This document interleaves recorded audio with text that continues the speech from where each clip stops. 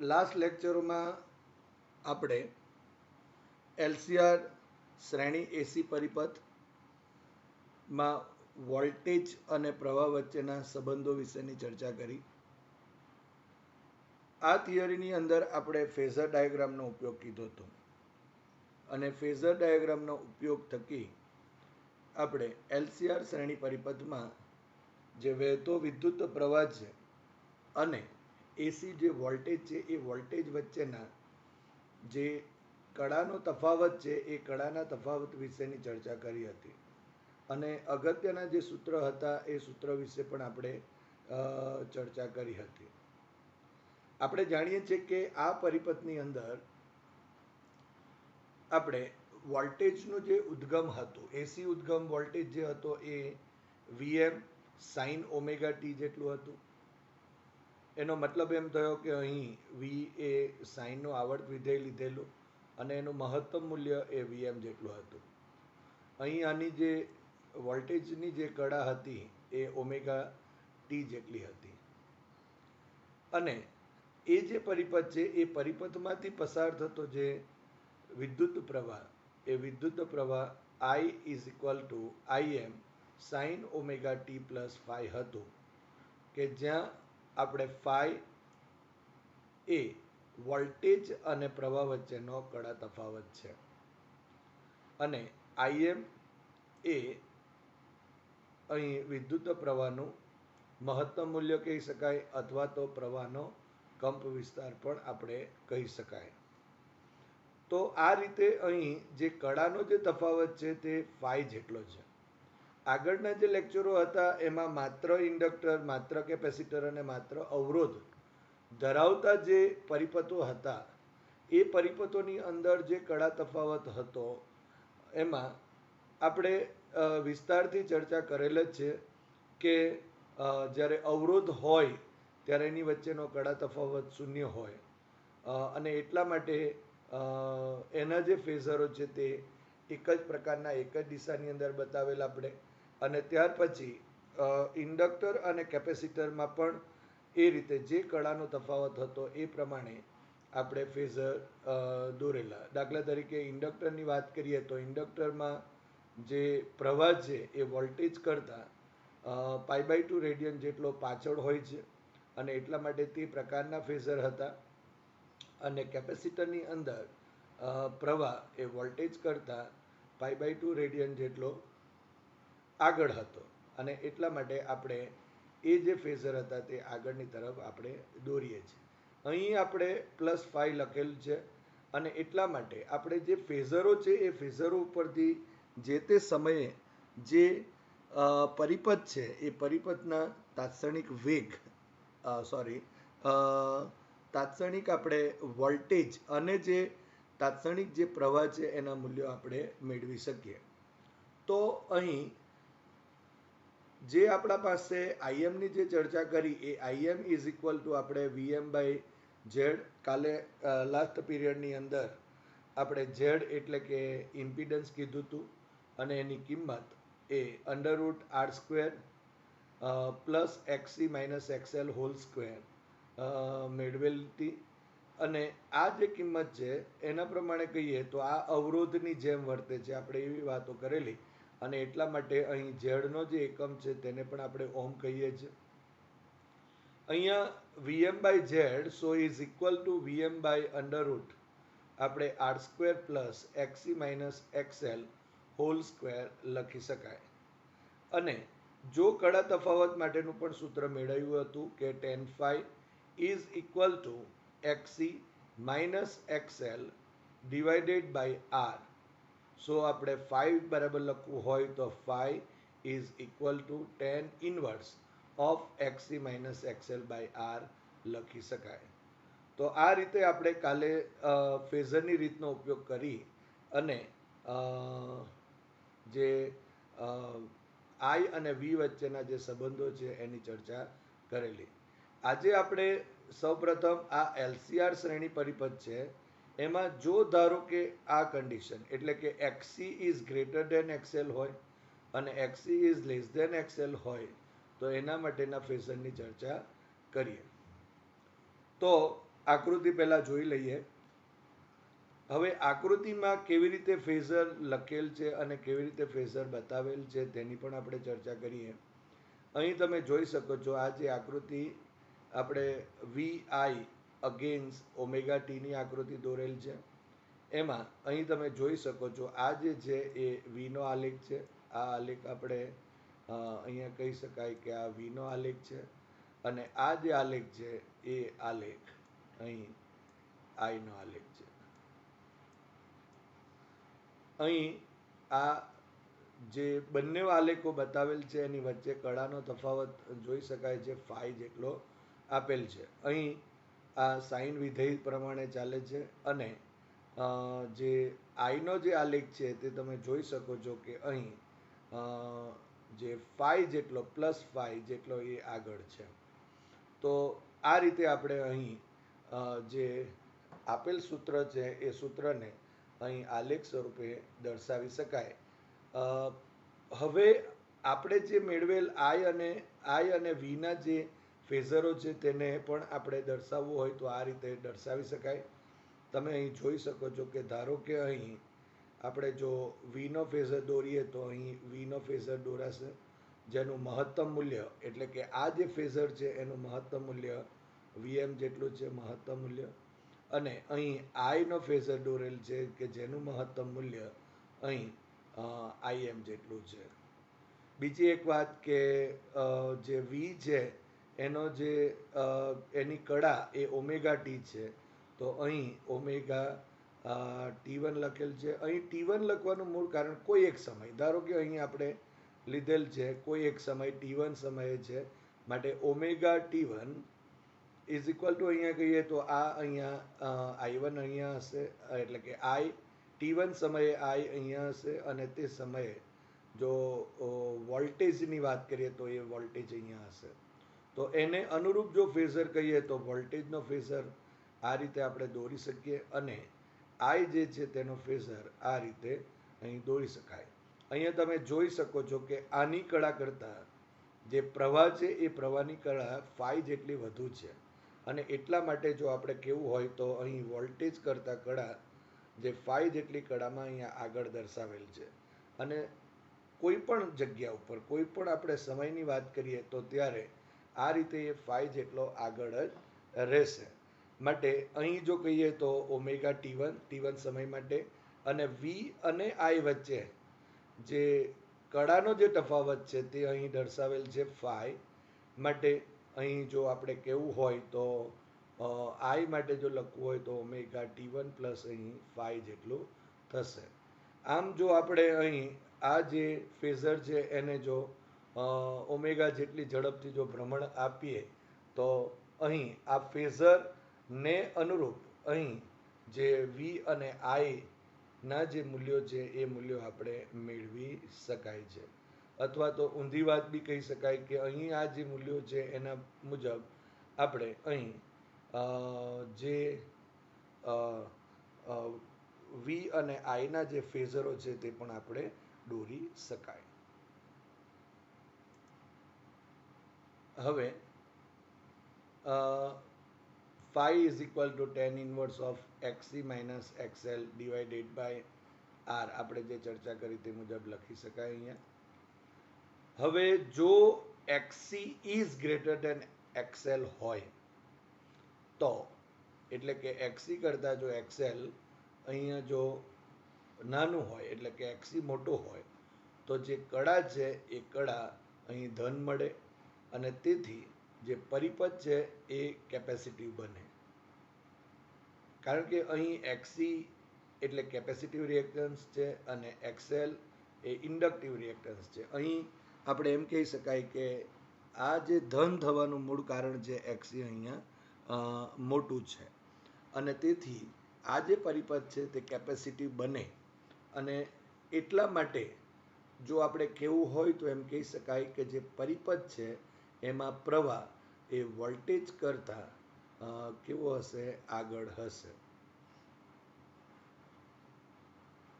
હવે બીજી વાત આપણે જો લઈએ કે જો XC is less than XL હોય તો કળા અહીં ઋણ મળે, અને તેથી પરિપથ જે છે તે ઇન્ડક્ટિવ બનશે. હવે જો પરિપથ ઇન્ડક્ટિવ બને તો પરિણામે પરિપથમાં જે પ્રવાહ છે એ વોલ્ટેજ કરતાં એ પાછળ હોય છે. અહીંયા ફાઈ એ પ્રવાહ અને વોલ્ટેજ વચ્ચેનો કડા તફાવત છે. તો આ રીતે આપણે અહીં આઈ અને વીમાં થતા જે ફેરફારો છે એ ફેરફારોને ફેઝર ડાયાગ્રામમાં દર્શાવી શકાય. અહીં આપણે જે ચર્ચા કરી છે તે એક્સી ઇઝ ગ્રેટર ધેન એક્સએલના કિસ્સા માટે છે અને ઓમેગા ટી સાથે વી અને આઈમાં થતા ફેરફારો જે છે એનો આલેખ આપણે જમણી બાજુ જોયો અને ડાબી બાજુના આલેખ એ એમને અનુરૂપ ફેઝર ડાયાગ્રામ છે એમાં આપણે દર્શાવેલ છે. આપણે એલસીઆર શ્રેણી એસી પરિપથમાં તાત્ક્ષણિક પ્રવાહ અને વોલ્ટેજ વચ્ચેની કડાનો જે સંબંધ છે એ ફેઝરની રીતે મેળવ્યો. હવે આપણે આ જે સંબંધ છે એ સંબંધની ચર્ચા એક વિશ્લેષિક ઉકેલ એટલે કે એનાલિટિકલ સોલ્યુશન મુજબ આપણે મેળવીએ. હવે આપણે જાણીએ છીએ કે એનો જે સંબંધ છે એ સંબંધ આપણે આગળ ફેઝરની રીતે મેળવી ચૂક્યા છે, પરંતુ આપણે અહીં વૈશ્લેષિક રીતે પણ એને મેળવી શકાય છે. તો સૌ પ્રથમ આપણે જે એલસીઆર શ્રેણી પરિપથ છે એમાં જે કુલ વોલ્ટેજ જે છે એ વોલ્ટેજનું આપણે સમીકરણ લખેલું કે V is equal to VL plus VR plus VC. તો એનો ઉપયોગ કરીને આપણે અહીં આ જે કડાનો જે સંબંધ છે વોલ્ટેજ અને પ્રવાહ વચ્ચેનો એની આપણે ચર્ચા કરીએ. હવે આપણે જાણીએ છીએ કે જ્યારે પરિપથની ચર્ચા કરીએ છીએ ત્યારે એમાંથી વહેતો જે વિદ્યુત પ્રવાહ છે તેને આપણે આઈ કહીએ છીએ. જે વીજભારની વાત કરીએ તો કેપેસિટર પરનો વીજભાર સ્મોલ ક્યુ જેટલો છે અને આઈ બરાબર લખવું હોય તો આપણે ડીક્યુ બાય ડીટી લખી શકાય. હવે અહીં આ જે એલસીઆર શ્રેણી એસી પરિપથ માટે વોલ્ટેજનું જે સમીકરણ છે એ વોલ્ટેજના સમીકરણમાં આ જે દરેક ઘટકોના બે છેડા વચ્ચેનો જે પોટેન્શિયલ ડિફરન્સ છે એને આપણે લખી દઈએ અને વી ઇઝ ઇક્વલ ટુ આપણે વીએમ સાઇન ઓમેગા ટી અહીં લીધેલ છે. માટે અહીં જો વીએલ લખીએ તો L into dI by DT plus VR એટલે આઈઆર થશે, વીસી એટલે ક્યુ બાય સી થશે, ઇઝ ઇક્વલ ટુ આપેલ છે ઉદ્ગમ જે છે અથવા જે સ્ત્રોત છે એસી મેઇન્સ જેને કહેવાય ઇઝ ઇક્વલ ટુ આપણે વીએમ સાઇન ઓમેગા ટી લખીએ છીએ અને સમીકરણ નંબર આપણે 1 કહીશું.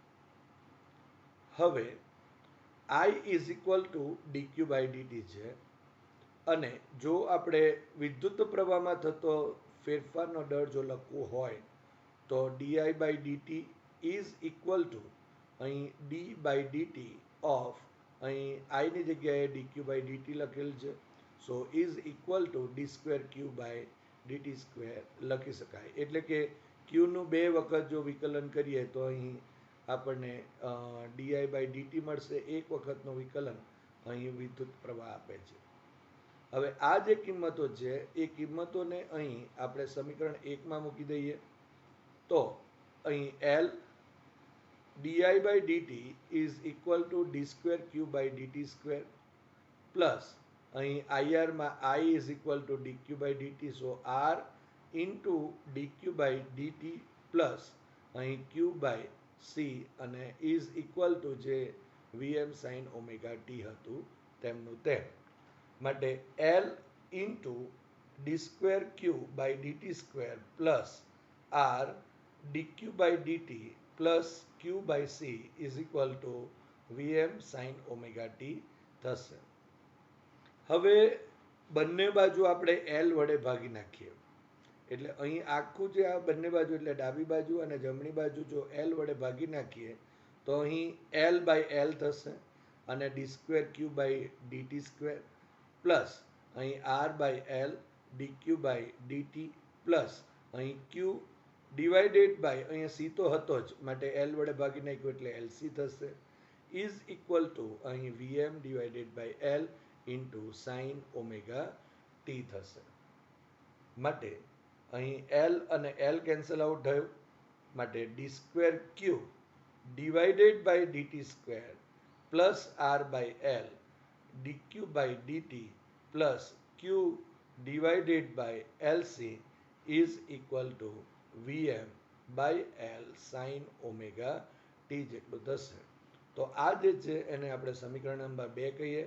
પણ તમે જોઈ શકો છો કે આ જે સમીકરણ આપણને મળે છે એ સમીકરણ એ આપણે ડોલરના ચેપ્ટરમાં પ્રણોદિત ડોલર જે હતું એના વિકલ સમીકરણ જેવું જ આ સમીકરણ દેખાય છે. અને અહીં જે સ્થાનાંતરનો ત્યાં સંદર્ભ હતો એની જગ્યા પર અહીં આપણને વિદ્યુત ભારનો સંદર્ભ મળે છે. માટે એના જેવું જ વિકલ સમીકરણ જેવું લાગે છે. માટે આપણે જો કહેવું હોય તો એમ કહી શકાય કે જો ધારો કે આ સમીકરણ છે તો એ સમીકરણનો ઉકેલ મેળવવો હોય અને એ પણ અહીં સાઈનના આવર્ત વિધેય તરીકે છે, એની જમણી બાજુ જો સમયના આવર્ત વિધેય તરીકે હોય તો આપણે એમ કહી શકાય કે જે વિદ્યુતભાર ક્યુ છે એ પણ સમયનું આવર્ત વિધેય હોય. તો અહીં આપણે જે ક્યુ છે એ એનો ઉકેલ જો લેવો હોય તો આપણે અહીં ક્યુ ઇઝ ઇક્વલ ટુ ધારો કે ક્યુએમ સાઇન ઓમેગા ટી જેટલું આપણે અહીં જે ઉકેલ છે એ જો લઈએ તો અહીં આપણે પહેલાં d square Q by DT square dQ by dt મેળવવું પડે. અને ત્યારબાદ જો આપણે અહીં આ સમીકરણ નંબર 2માં જો એ કિંમતોને ઉમેરી દઈએ તો અહીં આપણે જે સૂત્ર છે એ સૂત્ર આઈના સૂત્ર તરફ આપણે જઈ શકીએ. આઈનું સૂત્ર મેળવી શકાય અને એના ઉપરથી આપણે વોલ્ટેજ સાથેના સંબંધની ચર્ચા કરી શકાય. માટે પહેલાં સૌપ્રથમ આપણે આ જે સમીકરણ છે એ સમીકરણ પરથી આપણે ક્યુ જે છે એની કિંમત મેળવી દઈએ અને એ જે ક્યુ છે એ એનો ઉકેલ પહેલાં મેળવીએ, એનું વિકલન કરીએ એટલે આપણને વિદ્યુત પ્રવાહ મળે. આપણે અહીં આ જે ક્યુ છે એ ક્યુ ની જે ચર્ચા કરી તે પ્રમાણે અહીં Q is equal to Q M અને sine omega T plus theta સ્વરૂપે લઈશું. ધારો કે આ સમીકરણનો ઉકેલ અહીં Q is equal to Q M sine omega T અને પ્લસ થીટા લઈશું. સમીકરણ નંબર 3 કહીએ એને. હવે ડીક્યુ બાય ડીટી અને D square Q by DT square જો મેળવવું હોય તો પહેલું એક વખત વિકલન આનું કરવું પડે. તો D Q by DT is equal to અહીં Q M sine omega Q is equal to Q M sine omega T plus Y છે.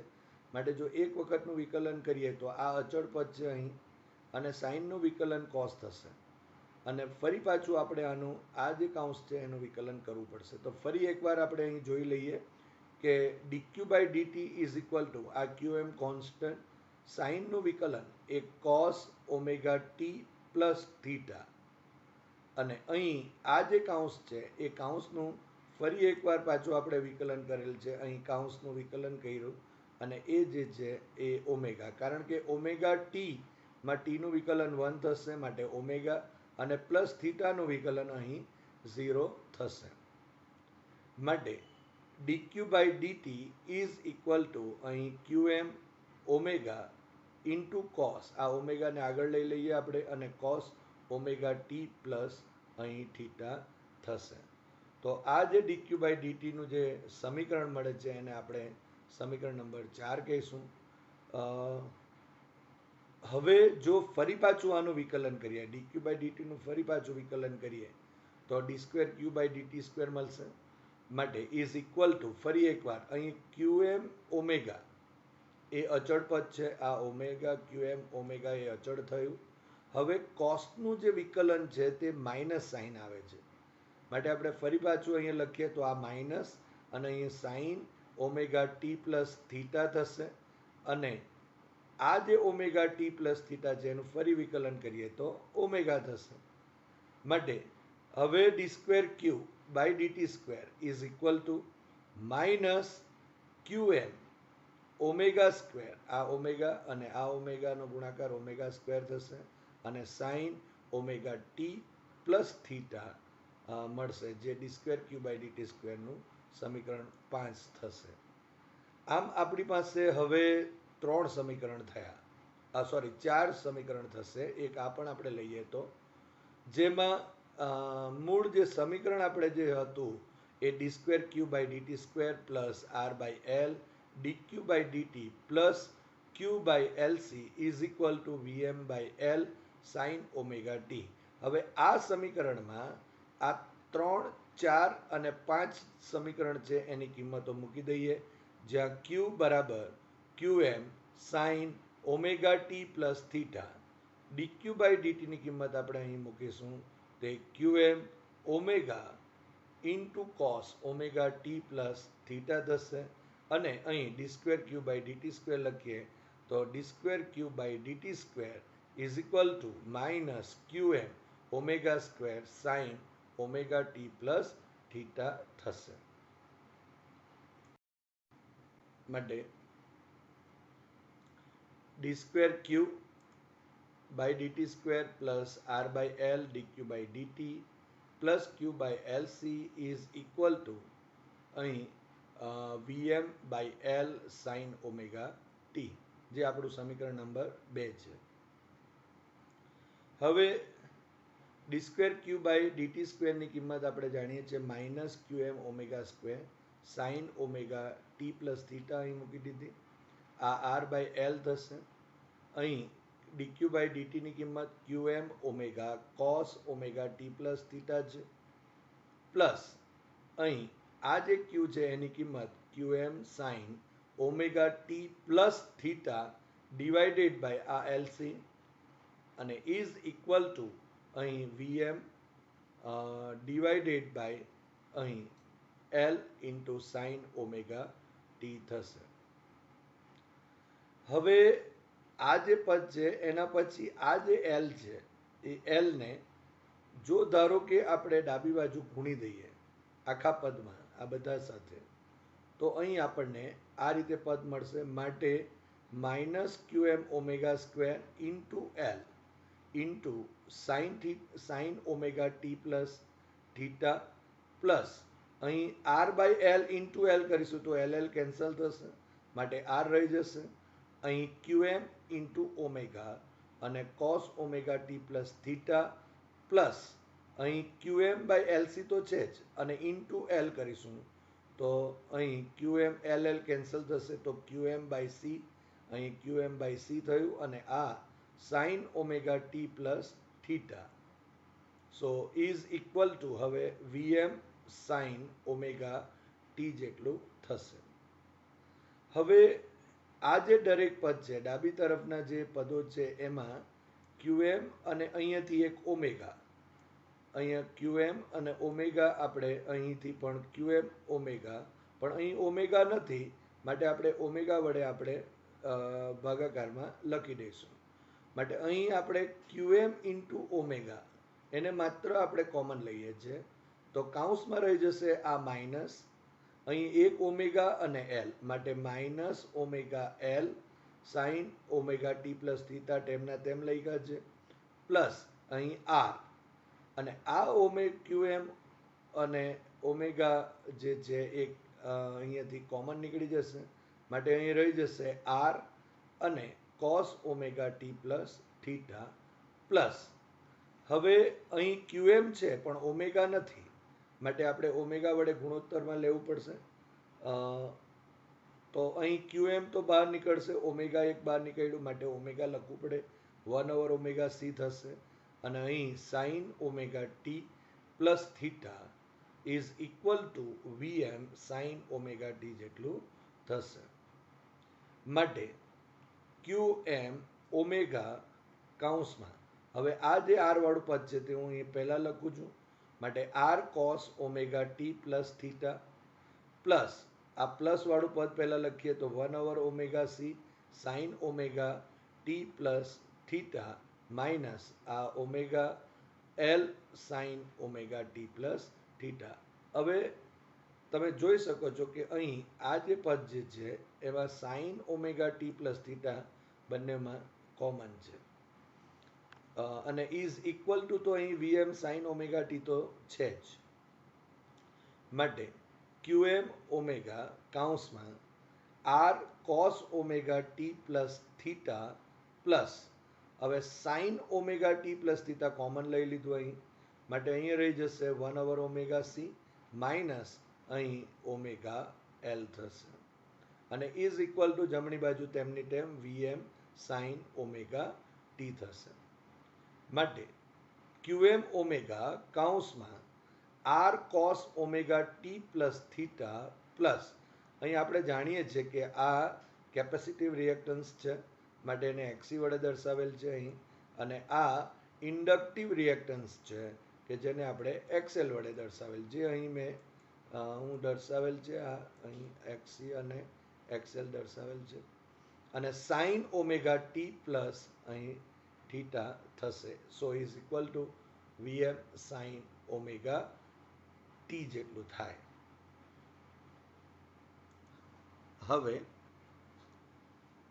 આ જે ડાબી બાજુ છે એ ડાબી બાજુને આપણે અહીં ઇમ્પિડન્સ જે છે એ ઝેડ વડે ભાગી નાખીએ અને ઝેડ વડે ગુણી નાખીએ તો અહીં પદ તેનું તે જ રહેશે, માટે અહીં ક્યુએમ ઓમેગા ઇન્ટુ ઝેડ તમે જોઈ શકો છો ઝેડ વડે અહીં ગુણેલ છે, અને અહીં બધા જ પદોને આપણે ઝેડ વડે, આ બે પદો છે એ બે પદોને આપણે ઝેડ વડે અહીં ભાગી દઈશું, માટે કાઉન્સમાં R by Z cos omega T plus theta plus XC minus XL divided by Z અને sine omega T plus theta is equal to VM sine omega T થશે. તો આ જે સમીકરણ છે એ સમીકરણને આપણે સમીકરણ નંબર 6 કહીશું. હવે આ જે પદ છે આ આર બાય ઝેડ છે એને જો આપણે અહીં કોસના સ્વરૂપમાં લખી દઈએ અને અહીંયા જો આપણે એ પદ જે છે એને આપણે સાઇનના સ્વરૂપમાં લખીએ તો અહીં આપણા પાસે કોસ આલ્ફા માઇનસ બીટાના સૂત્ર પ્રમાણે આપણે જે પદ છે અહીં આ જે કાઉન્સ છે તેનું વિસ્તરણ કરી શકાય.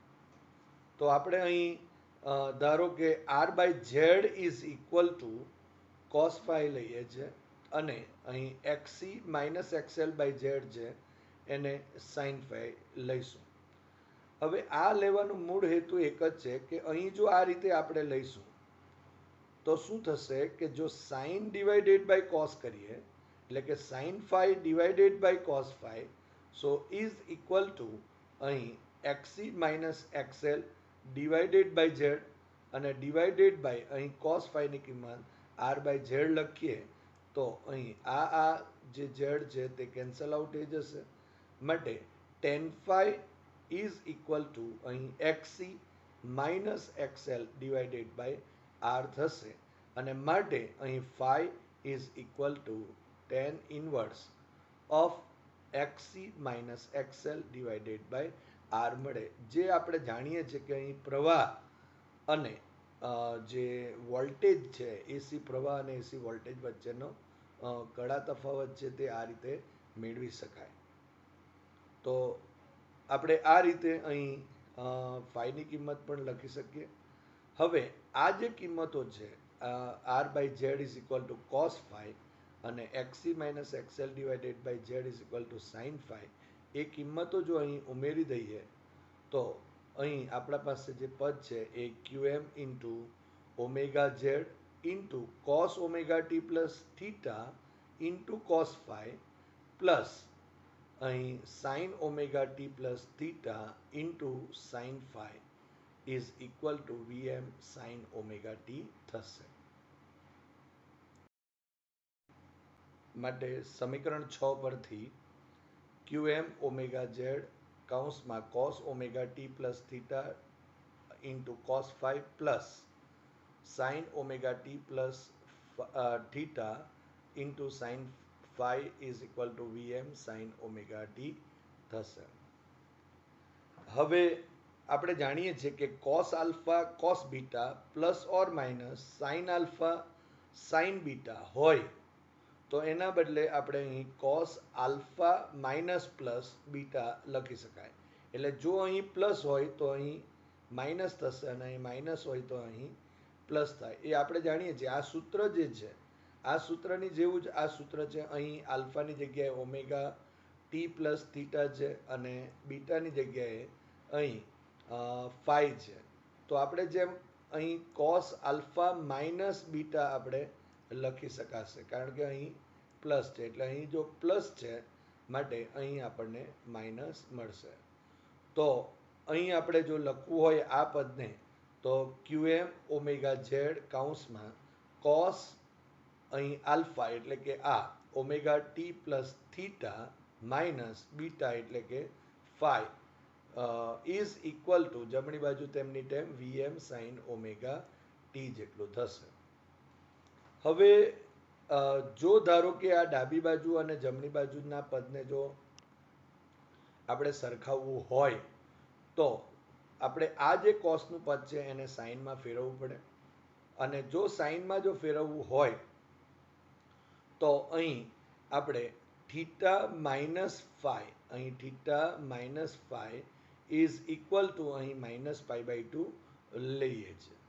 માટે શું થશે કે અહીં આ જે પદ છે થીટા માઇનસ ફાઈ છે એની જગ્યાએ માઇનસ પાઈ બાય ટુ આવી જશે. માટે QM ઓમેગા ઝેડ કૌંસમાં cos omega t minus pi by two અને અહીં જો લખીશું તો VM sin ઓમેગા ટી જેવું પદ થશે. તો અહીં જો આપણે કહેવું હોય તો એમ કહી શકાય કે આ જે પદ છે એ પદ અને અહીં આ જે પદ છે તે એક સરખું પદ છે. હવે આપણે અહીં જે સંબંધ છે એમાં આ તરફ જો આપણે કળા જે છે તે ઓમેગા ટીનો સંબંધ છે એટલે એના જેવું જ પદ મેળવવા માટે આપણે અહીં theta minus phi is equal to minus pi by two લીધું છે. હવે cos omega t minus pi by two કરીશું તો અહીં sin ઓમેગા ટી આવશે. જો ધારો કે અહીં pi by two minus omega t B હોય લખીએ તો માઇનસ અહીંયા આવશે પણ cos minus x is equal to cos x જ થાય અને પાઈ બાય ટુ સાથે છે એટલે આપણે જો અહીં cos હશે તો pi by two minus theta is equal to આપણને સાઇન થીટા અહીં મળી જશે. માટે અહીં સાઇન ઓમેગા ટી લખેલ છે. હવે આગળનું જે આ પદ છે તે તો તેમનો તેમ રહેશે. માટે QM omega Z into sine omega T is equal to VM sign omega T થશે. હવે આ બંને બાજુ તમે જોઈ શકો છો સરખાવી શકાય અથવા તો કેન્સલ આઉટ થશે. માટે અહીં VM is equal to QM into omega into Z આપણે લખી શકાશે. માટે QM into omega is equal to આ VM ડિવાઇડેડ બાય ઝેડ લખાશે અને અહીંયા આપણે QM omega is equal to IM લખાશે કારણ કે VM by Z is equal to IM. So અહીં QM omega is equal to આપણે IM લખી શકાય. માટે અહીં IM is equal to VM divided by Z થશે જે આપણે લાસ્ટ ટાઈમ ફેઝરના રીતમાં પણ આપણે મેળવ્યું હતું. હવે જે આપણા પાસે ફાઈની વાત છે અત્યારે જે પદ આપણને મળતા હતા તો એ પદમાં જે ક્યુ હતું એ ક્યુમાં આપણે Q is equal to QM sine omega T plus theta લીધેલ છે. પણ જો આપણે પ્રવાહ મેળવીએ તો એના માટે તો આપણે કળા તફાવત ફાઈ લીધેલ છે તો એ ફાઈના સ્વરૂપમાં આપણે ફેરવવું પડે. તો અહીં પરિપથમાં જે પ્રવાહ છે એને મેળવવું હોય તો I is equal to dq by dt કરવું પડે. માટે d by DT is equal to I is equal to D by DT કાઉન્સમાં ક્યુની કિંમત QM sine omega T plus theta થશે. માટે આઈ ઇઝ ઇક્વલ ટુ અહીં ક્યુએમ અચળ છે, સાઇનનું વિકલન આપણે cos omega T plus theta લીધું અને ઓમેગા ટી પ્લસ થીટાનું વિકલન ઓમેગા થશે. તો અહીં QM omega cos omega T plus theta થાય. માટે આઈ ઇઝ ઇક્વલ ટુ અહીં આઈએમ આપણે આગળ જોયું તે પ્રમાણે QM omega is equal to IM લખાશે.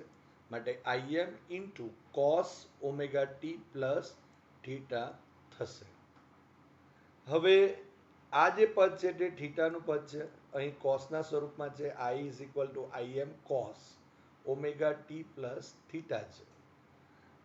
પરંતુ આપણે જે અહીં theta minus phi is equal to minus pi by two લીધું હતું, એની જગ્યાએ આપણે થીટાને સૂત્ર કરતા જો કરીએ તો is equal to phi minus pi by two લખાશે. તો આ કિંમત જો અહીં આપણે ઉમેરી દઈએ તો I is equal to IM cos omega T plus phi minus pi by two થશે.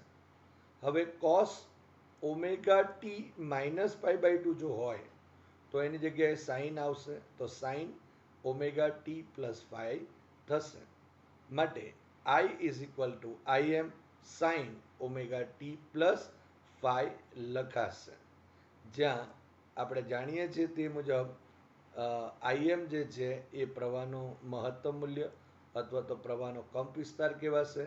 ઓમેગા ટી પ્લસ ફાઈ એ આ જે પ્રવાહ છે એની કડા કહેવાશે. અને આ ફાઈ એ વોલ્ટેજ અને પ્રવાહ વચ્ચેનો કડા તફાવત છે. તો એના માટે પણ આપણે લખી શકાય કે IM is equal to VM by Z મેળવ્યું જ છે, અને is equal to VM divided by under root ઝેડની કિંમત આપણે જાણીએ છીએ R square plus XC minus XL whole square જેટલી હોય છે. પણ આ કિંમત આપણે જો અત્યારે ધારણા જે કરેલી હતી એના ઉપરથી પણ આપણે મેળવી શકાય છે, જે અહીં આપણે જોઈએ અત્યારે. પણ તે પહેલાં અહીં આપણે ફાઈની કિંમત લખી દઈએ તો phi is equal to tan inverse of XC minus XL divided by R, જે આપણે આગળ મેળવી હતી. હવે અહીં જે ઝેડની કિંમત આપણે આ જે લખેલ છે એ અહીંયા પણ મેળવી શકાય છે.